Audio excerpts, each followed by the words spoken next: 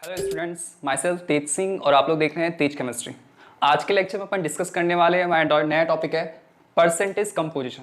इसका एग्जाम्स में क्वेश्चन पूछ लिया जाता है, तो आपको ये पता होना चाहिए किस तरह से फाइंड आउट किया जाता है। वैसे बहुत इजी टॉपिक है, एक बार अपन इसको देखेंगे आपको समझ में आ जाएगा। इसके साथ में मैं आपको 2 एग्जाम्पल्स भी करवा दूंगा, जिससे आपको ये बहुत ईजी लगेगा। क्लियर?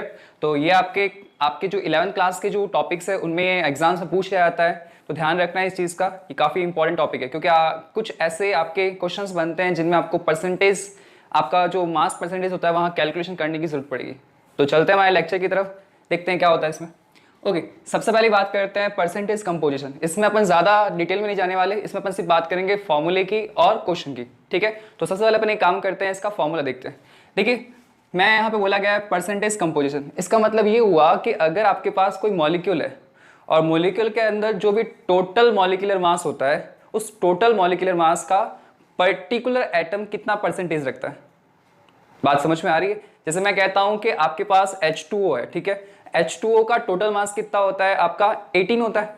अब मैं बात कह रहा हूं कि हाइड्रोजन उस टोटल 18 का कितना परसेंटेज रखता है, तो ये चीज आपको फाइंड आउट करनी है। तो चलिए देखिए इसमें क्या होगा। मैं यहाँ पे फॉर्मूला लिख देता हूं। सबसे पहले देखिए क्या हो जाएगा फॉर्मूला। यहाँ पे मास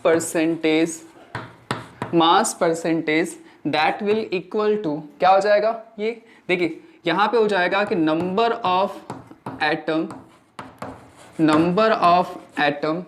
मल्टीप्लाई मास, सॉरी यहाँ पे आ जाएगा एटॉमिक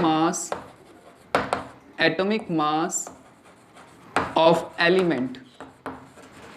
क्लियर? क्वेश्चन कराऊंगा, सब पता चल जाएगा, ध्यान रखना इसमें। ठीक है, ओके। तो यहाँ पे क्या हो जाएगा, ये इसमें देखिए यहाँ पे हो जाएगा नीचे मॉलिक्यूलर मास।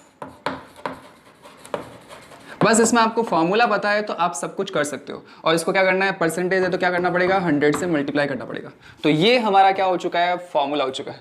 अगर ये फॉर्मूला अगर आपको याद है तो आप क्या कर सकते हो, आराम से सारे क्वेश्चंस को कर सकते हो। तो हमारी सबसे पहले रिक्वायरमेंट क्या आ रही है यहाँ पे कि आपको ये फॉर्मूला पता होना चाहिए। आगे बात समझ में?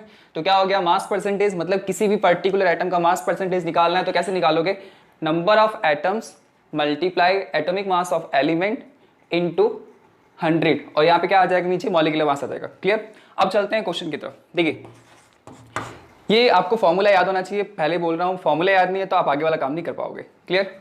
चलिए, मेरे पास है यहाँ पे कि find out percentage composition of CaCO3। क्या हो गया, CaCO3 मतलब कैल्शियम कार्बोनेट के अंदर आपको क्या करना है, आपको परसेंटेज कंपोजिशन फाइंड आउट करना है। तो कैसे फाइंड आउट करोगे वो देखिए। सबसे पहले अपन को क्या पता होना चाहिए, यहाँ पे देखिए कौन कौन से एटम्स प्रेजेंट है, कैल्शियम है, कार्बन है, ऑक्सीजन है। क्लियर? तो ये सारी चीजें मेरे पास यहाँ पे प्रेजेंट है। तो सबसे पहले हमें यहाँ पे एक जरूरत पड़ेगी मॉलिक्यूलर मास की। तो कैल्शियम कार्बोनेट का मॉलिक्यूलर मास क्या होता है वो देख लीजिए। देखो, मॉलिक्यूलर मास ऑफ CaCO3 क्या हो जाएगा, ध्यान से देखना इस चीज का। ठीक है, देखो हमें पता है कि कैल्शियम का मास कितना होता है, एटॉमिक मास, वो होता है 40। क्लियर? तो 40 हो जाएगा, प्लस एक कार्बन का मास कितना होता है 12, यहाँ पे 12 रख दिया, और प्लस यहाँ पे क्या है, ऑक्सीजन कितना है, 3 ऑक्सीजन है। अब 1 ऑक्सीजन का कितना होता है, 16 होता है। तो यहाँ पे आपका 3 ऑक्सीजन प्रेजेंट है, तो 16 को क्या होगा, 3 से मल्टीप्लाई कर दो, तो क्या हो जाएगा, यहाँ पे 48 हो जाएगा। क्लियर? आगे बात समझ में? अब जब आप इसको पूरा प्लस करते हो, आप इसको कंप्लीटली यहाँ पे प्लस करोगे तो क्या आ जाएगा, हमारे पास 100 आ जाएगा। क्या आ जाएगा, 100। क्लियर? तो हमें पता चल गया molecular mass of calcium carbonate क्या होता है, 100 होता है। अगर किसी को अगर दिक्कत आ रही है इस मॉलिक्यूलर मास फाइंड आउट करने, तो लास्ट वाला लेक्चर देखिए मेरा, उसमें बता चुका हूँ कि किस तरह से इसके मास फाइंड आउट किए जाते हैं। क्लियर? अब बात करते हैं यहाँ पे फॉर्मूले की। देखो यहाँ पे कौन कौन से एलिमेंट्स है, कैल्शियम है, कार्बन है, ऑक्सीजन है। तो मुझे इनके क्या करना है, मास परसेंटेज निकालने।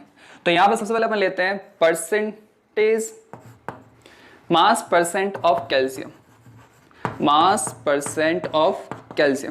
अब कैल्शियम का मास परसेंट कैसे निकालोगे, देखिए ध्यान से। अब रखो ये फॉर्मूला। सबसे पहले देखो यहाँ पे कैल्शियम के एटम्स कितने हैं, 1 है, कोई दिक्कत नहीं, यहाँ पर दो 1, मल्टीप्लाई कर दो इसको किससे, atomic mass of element. Atomic mass of element कितना हो जाएगा इसका, कैल्शियम का 40, अपन अभी देख चुके हैं। अब डिवाइड कर दो किससे, मॉलिक्यूलर मास से। अब मॉलिक्यूलर मास हमने यहाँ पे फाइंड आउट किया कितना है, 100, और इसको यहाँ पे क्या करना है, यहाँ से 100 से मल्टीप्लाई करना है। तो बहुत सिंपल सी कैलकुलेशन हो जाएगी, यहाँ से ये कट गया तो फाइनली मेरे पास कितना आया आपका 40% आ गया। आगे बात समझ में? तो कैल्शियम का मास परसेंटेज कितना आ गया 40। अब बात करते हैं मास परसेंट ऑफ क्या आ जाएगा यहाँ पे नीचे देखिए, इसमें नेक्स्ट कौन सा आ रहा है हमारे पास कार्बन। तो कार्बन का मास परसेंट कैसे निकालोगे? सबसे पहली चीज देखिए इसके अंदर नंबर ऑफ कार्बन कितना है 1 है, तो यहाँ पे देखिए 1 और मल्टीप्लाई कर रहे हैं यहाँ पे किसको, कार्बन के एटॉमिक मास से, तो क्या हो जाएगा यहाँ पे वो हमारे पास हो जाएगा 12। तो आप इसको क्या करो मॉलिक्यूलर मास से डिवाइड कर दो और फिर क्या कर दो 100 से मल्टीप्लाई कर दो, तो ये फिर से कट गया, तो क्या है हमारे पास 12% आ गया। ठीक है, और इसी तरह से मैं आगे देखता हूँ एक और क्वेश्चन देखिए यहाँ पे आ जाएगा मास परसेंटेज ऑफ ऑक्सीजन। तो ऑक्सीजन का मास परसेंटेज कैसे निकालोगे? देखिए यहाँ पे हमारे पास क्या दे रखा है, ऑक्सीजन कितना है टोटल 3 ऑक्सीजन प्रेजेंट है, तो यहाँ पे क्या आ जाएगा इस बार 3, और एक आपका ऑक्सीजन का मास कितना होता है 16 होता है, तो यहाँ पे डिवाइड करो किससे, मॉलिक्यूलर मास से, और क्या कर दो मल्टीप्लाई कर दो 100 से। क्लियर? फॉर्मूला जैसे फॉर्मूले के अकॉर्डिंग चलो यहाँ पे ये क्या आ गया, देखो यहाँ पे नंबर ऑफ एटम्स 3 आ गए, 16 क्या आ गया atomic mass of element, oxygen का मास आ गया, और ये क्या आ गया मॉलिक्यूलर मास हो गया, और ये अपना 100 आ गया।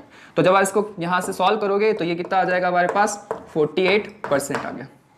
आगे बात समझ में? तो एक बार आप फिर से देख लीजिए क्या हो गया कि परसेंटेज कंपोजिशन निकालना था किसके अंदर, मुझे कैल्शियम कार्बोनेट के अंदर, तो मैंने इसका मॉलिक्यूलर मास प्लस निकाला तो कितना आया 100। अब बाकी क्या करना है, जब सिर्फ फॉर्मूला रखना है, तो फॉर्मूला रखो आपका आंसर हो जाएगा। ठीक है, तो परसेंटेज कंपोजिशन ऑफ कैल्शियम निकाला, तो कैसे निकाला, नंबर ऑफ एटम्स कैल्शियम के कितने थे इसमें 1 था तो 1 रख दिया, कैल्शियम का एटॉमिक मास कितना होता है 40 रख दिया मैंने यहाँ पे, और नीचे क्या आ गया मॉलिक्यूलर मास, और ये फॉर्मूले में 100 दिया हुआ था यहाँ लिख दिया मैंने। तो जब इसको कैलकुलेशन करोगे तो इस तरह से 40 आएगा। इसी तरह से ये कार्बन का, इसी तरह से ये ऑक्सीजन का। आगे की बात समझ में? चलिए एक क्वेश्चन मैं आपको और करा देता हूँ। देखिए यहाँ पे क्या आ रहा है आपका नेक्स्ट, देखिए क्वेश्चन कर रहे हैं यहाँ पे फाइंड आउट क्या आ जाएगा, percentage composition, find out percentage composition of glucose. क्या आ रहा है, परसेंटेज कंपोजिशन ऑफ ग्लूकोज। अब ग्लूकोज का परसेंटेज कंपोजिशन निकालना, तो कैसे निकालोगे, देखो यहाँ पे इसका सॉल्यूशन देख लेते हैं। देखो सबसे पहली चीज क्या आना चाहिए, मॉलिक्यूलर मास आना चाहिए। तो हमारे पास जैसे यहाँ पे कैल्शियम कार्बोनेट का मॉलिक्यूलर मास निकाला था, उसी तरह से अपन क्या करते हैं ग्लूकोज का भी मॉलिक्यूलर मास निकालते हैं। तो क्या आ जाएगा यहाँ पे molecular mass of glucose, molecular mass of glucose क्या हो जाएगा, देखिए यहाँ पे, देखो यहाँ पे क्या आ रहा है कि कार्बन कितने हमारे पास, कार्बन हमारे पास टोटल यहाँ पे कितने, देखो ग्लूकोज का फॉर्मूला क्या होता है, पहले ये चीज देख लो। ग्लूकोज का फॉर्मूला होता है C6H12O6। देखो मैं लिख देता हूँ C6H12O6। ठीक है, ये हमारा इसका फॉर्मूला है। तो यहाँ पे अपन को क्या करना है, सबसे पहले देखो कार्बन कितने हैं यहाँ पे, टोटल 6 कार्बन प्रेजेंट है। क्लियर? तो 6 कार्बन प्रेजेंट है, तो यहाँ पे क्या हो रहा है कि आप इसको क्या करोगे, देखो 6 मल्टीप्लाई क्या कर दो, एक कार्बन का कितना होता है 12, तो इसको प्लस कर दो, मल्टीप्लाई कर दो। अब फिर क्या करना है अपन को, हाइड्रोजन देखना है, हाइड्रोजन का कितना यहाँ पे दिख रहा है 12 होता है। ठीक है, और ऑक्सीजन को क्या कर दो, यहाँ पे 6 एटम प्रेजेंट है और एक का कितना होता है 16, इसको प्लस कर दो। जब आप इसको सबको आप प्लस करोगे तो हमारे पास कितना आ जाएगा, यहाँ पे 180 आ जाएगा। कितना आ जाएगा 180। अब ध्यान रखना है ये ग्लूकोज वगैरह के जो आपके मास है ये आपको याद होनी चाहिए। अगर ये आपको चीज़ें याद नहीं है तो आपको एग्जाम में बहुत ज़्यादा टाइम कंज्यूम होगा, तो आप नहीं चाहते कि हमारा एग्जाम में टाइम कंज्यूम हो, तो ये चीज़ें आपको याद होनी चाहिए। मैंने लास्ट टाइम भी बोला था उसमें, मैंने कहा ये ग्लूकोज वगैरह ये इंपॉर्टेंट है और एग्जाम में से पूछे जाते हैं, तो इनके मॉलिक्यूलर मास आपको याद होने चाहिए। ठीक है, चलो आगे अब बात करते हैं इसके परसेंटेज कंपोजिशन, जैसे अपन ने यहाँ निकाला। अब देखिए क्या हो जाएगा, सबसे पहले देखते हैं कि अपन मास परसेंट ऑफ कार्बन। तो कार्बन का मास परसेंट क्या हो जाएगा, देखिए यहाँ पे सबसे पहले अपन को क्या करना पड़ेगा, नंबर ऑफ एटम कितने हैं कार्बन के, यहाँ पे 6 है, और मल्टीप्लाई किससे करना है अपन को, यहाँ पे मल्टीप्लाई करना पड़ेगा, एक कार्बन का एटॉमिक मास कितना होता है 12, और डिवाइड करना पड़ेगा किससे, यहाँ पे देखो 180 से, और यहाँ पे कितना आ जाएगा 100। क्लियर? तो ये इस तरह से हो गया। अब आप इसको क्या करोगे, देखो यहाँ पे ये इससे कट जाएगा, तो यहाँ पे फाइनली इसको सॉल्व करने पर क्या आ जाएगा, देखिए यहाँ पे देखो ये कट रहा है इससे 3 टाइम्स में, और जब इसको वापस काटोगे तो यहाँ पे कितना जाएगा 4 टाइम्स कट जाएगा, तो फाइनली कितना आएगा 40% आ जाएगा। ये बहुत ईजी हो गया है। तो ठीक है, अब नेक्स्ट बात करते हैं, यहाँ पे देखो क्या आ जाएगा, मास परसेंट ऑफ हाइड्रोजन। तो हाइड्रोजन का मास परसेंट कैसे निकालोगे, मैं जल्दी देखो यहाँ पे बता रहा हूँ, आपको ध्यान रखना है इस चीज़ का। देखो नंबर ऑफ एटम्स, सबसे पहले क्या करना है, फॉर्मूले के अकॉर्डिंग नंबर ऑफ एटम्स कितने हैं, यहाँ पे हाइड्रोजन के 6 है, देखो सॉरी 6 नहीं, यहाँ पे कितना है 12, तो 12 और मल्टीप्लाई किससे करना है, एक हाइड्रोजन का मास कितना होता है यहाँ पे 1, और यहाँ पे क्या करना है, डिवाइड करना है 180 से मॉलिक्यूलर मास से, और इंटू 100। यही करोगे आप लोग क्वेश्चन के अंदर। अब इसको जब सॉल्व करोगे तो फाइनली आप देख लेना इसको सॉल्व करके, यहाँ पे हमारे पास कितना आ जाएगा 6.66% आ जाएगा। ठीक है, देख लेना इसको कैलकुलेशन करके देखना, यही आएगा आपका। ओके, इससे बात करते हैं नेक्स्ट मास परसेंटेज ऑफ देखो नेक्स्ट क्लास कौन सा बचता है हमारे पास, ऑक्सीजन। तो ऑक्सीजन का मास परसेंटेज कैसे आ जाएगा, देखो सबसे पहले आपको क्या करना है यहाँ पे, और नंबर ऑफ एटम्स देखना है। ऑक्सीजन के नंबर ऑफ एटम्स कितने हैं, 6 है। देखिए यहाँ पे 6 इंटू एक ऑक्सीजन का मास कितना होता है, 16 होता है, तो यहाँ पे 16 रख दिया मैंने। अब क्या हो जाएगा यहाँ पे देखो, डिवाइड करो इससे 180 से, और कितना आएगा 100 से मल्टीप्लाई कर दो। तो फाइनली जब आप इसको सॉल्व करोगे तो हमारे पास कितना आएगा यहाँ पे हमारे पास आ जाएगा 53.33%। 53.33%। आप कैलकुलेशन करके देख सकते हो, यहाँ से आपका वैल्यू आ जाएगी। तो आप देखो एक बार इनको इन सबको प्लस करके देखो, तो अगर आप इन सबको प्लस करके देखते हो तो आपको 100 मिल जाएगा। तो इसका मतलब हमारा ये क्या है, जो परसेंटेज कंपोजिशन हमने फाइंड आउट किया है वो हमारा सही है। अगर ये आपको इन सबको प्लस करने पर 100 नहीं आ रहा है, या उससे ज्यादा आ रहा है, उससे कम आ रहा है, इसका मतलब आपके क्वेश्चन में कहीं ना कहीं गड़बड़ है। ओके, आगे बात समझ में। तो ये हमारा आज का लेक्चर था, इसमें हमने क्या देखा, परसेंटेज कंपोजिशन। तो एक बार आपको नहीं समझ में आया तो प्लीज इस लेक्चर को एक बार फिर से देखिए, जिससे आपको क्या होगा, जो भी चीजें हैं वो आसानी से क्लियर हो जाएगी। और फिर भी आपको इसमें कोई दिक्कत आती है तो आप कमेंट करके पूछ सकते हो। ओके, तो जिन लोगों ने मुझे सब्सक्राइब नहीं किया है तो please subscribing. Okay, and thank you for watching this lecture.